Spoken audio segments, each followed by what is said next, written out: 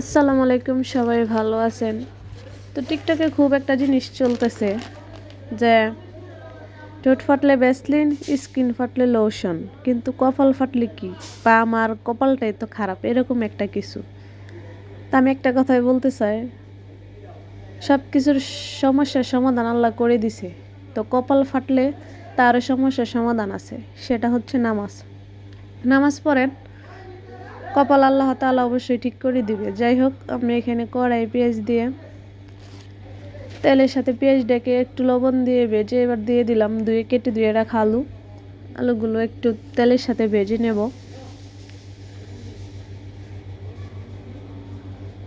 বলতে পারেন যে আমি আবার কোন ধরনের হাজি হইলাম বা হাজিগিরি কই থেকে দেখাইতেছি। হাজিগিরি না, মানুষ নলেজ দেয়া ভাবলে অনেক কিছু, আর না ভাবলে কিছুই না। যাই হোক, এইখানে আগে থেকে মশলা পেস্ট দিয়ে দিলাম, পরিমাণ মতো হলুদের গুঁড়া, মরিচের গুঁড়া, ধনিয়ার গুঁড়া, জিরার গুঁড়া ও লবণ। তো আমি মশলাটাকে ভালো করে কষিয়ে নিব। তো মশলাটা মোটামুটি কষানো হয়ে গেছে।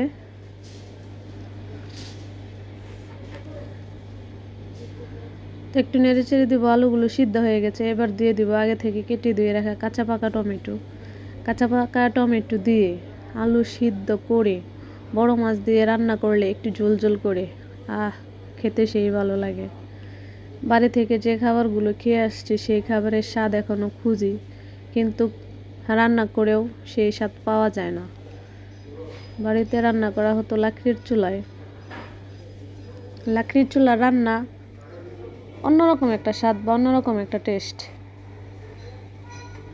গ্যাসের চুলায় সেই রান্না সেই রকমভাবে রান্না করলে স্বাদ পাওয়া যায় না। যাই হোক, সব কিছু তরকারি আলু একসাথে কষিয়ে নিলাম, কষানো হয়ে গেছে।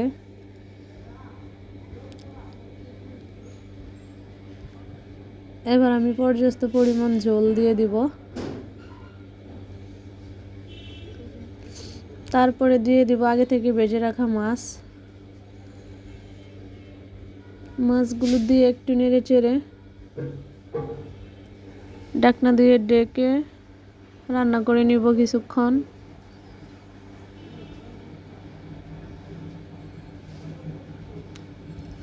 আমার তরকারি হয়ে গেছে। পাঙ্গাস মাছ দিয়ে বেগুন আলু টমেটো দিয়ে তরকারি রান্না করলাম।